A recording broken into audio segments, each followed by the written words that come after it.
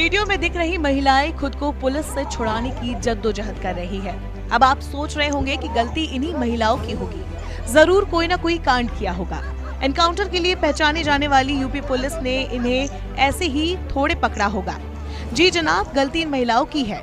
ये महिलाएं योगी आदित्यनाथ को सच्चाई दिखाना चाहती थी, उनके अधिकारियों की पोल खोलना चाहती थी, लेकिन यूपी पुलिस ऐसा कहां होने देती। भले ही अपराधियों को पकड़ने में यूपी पुलिस के पसीने छूट जाते हैं, लेकिन इन महिलाओं को रोकने के लिए पुलिस वालों ने जी जान लगा दी। चलिए आपको बता देते हैं इन महिलाओं का गुनाह क्या है। दरअसल कोरोना त्रासदी से आम जनता को निजात दिलाने के लिए यूपी के मुख्यमंत्री योगी आदित्यनाथ का तूफानी दौरा लगातार जारी है। इसी दौरान उन्हें कानपुर के गाँव में भी जाना था। व्यवस्थाएं पहले से ही दुरुस्त कर ली गई थी। योगी जी को सब कुछ बेहतर और अच्छा दिखाने के लिए कागजी कोरम भी पूरा कर लिया गया था, लेकिन कानपुर प्रशासन द्वारा मुख्यमंत्री के समक्ष जो तस्वीर इस गांव की परोसी जानी थी, वो हकीकत से बिल्कुल उलट थी। यही असलियत बताने कुछ महिलाएं वहां पहुंच गयी। जनता की तरह ये लोग मुख्यमंत्री को सिर्फ इतना ही बताना चाहते थे कि कोरोना महामारी में मौतों का आंकड़ा जो कागजों पर है, वो हकीकत में कुछ और ही है। फिर क्या था, यूपी पुलिस जो गन्ने के खेत में घुसे अपराधी का एनकाउंटर मुंह से गोली चलाकर कर देती है, वो तुरंत एक्शन में आ गई। आनन फानन में प्रशासनिक आंकड़ों की हकीकत को आईना दिखाने वाले इन लोगों पर कार्रवाई शुरू हो गई। इतना ही नहीं, जो महिलाएं मिलने जा रही थी उनको किसी आतंकवादी की तरह घसीटकर जीप में डालकर थाने पहुंचा दिया गया।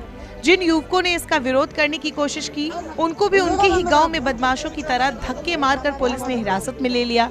इसके बाद चुपचाप सीएम योगी को 5 मिनट में वैक्सीनेशन सेंटर का मन माफिक चेहरा दिखाकर रवाना कर दिया गया।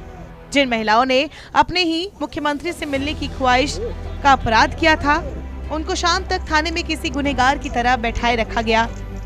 इन महिलाओं का कहना है कि हम कोई मुख्यमंत्री योगी का विरोध करने नहीं जा रहे थे, वो बहुत अच्छे हैं। हम गांव के पूर्व प्रधान और कोरोना से गांव में हुई असली मौतों की असलियत सीएम को बताना चाहते थे। हमने आज सुना था कि जो लोग कोरोना से मरे हैं तो योगी जी उनके परिवारों को मदद देंगे, है ना, सरकारी नौकरी देंगे।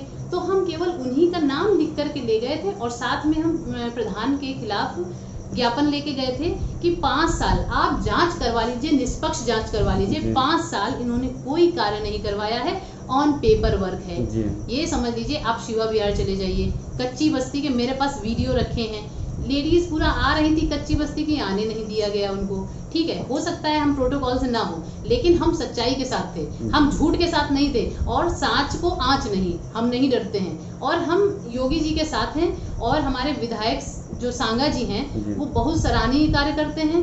सैनिटाइजेशन कराते हैं, उसके बाद में लोगों को प्रेरित करते हैं कि आप महिलाओं के विकास, मतलब महिला शक्ति पे भी वो बहुत काम करते हैं। और उन्होंने ये समझ लीजिए कि बहुत मतलब काम करवाने के इच्छुक हैं, लेकिन ये जो प्रधान जी हैं सपा समर्थित हैं और ये नहीं चाहते हैं कि सांगा जी की जय जयकार हो या योगी जी आगे बढ़े। ये केवल ये चाहते हैं कि मैं और सपा, बस 2 ही चीज आगे बढ़े। क्यों बढ़े भाई? जो आदमी सही है हम क्यों उसका विरोध करेंगे?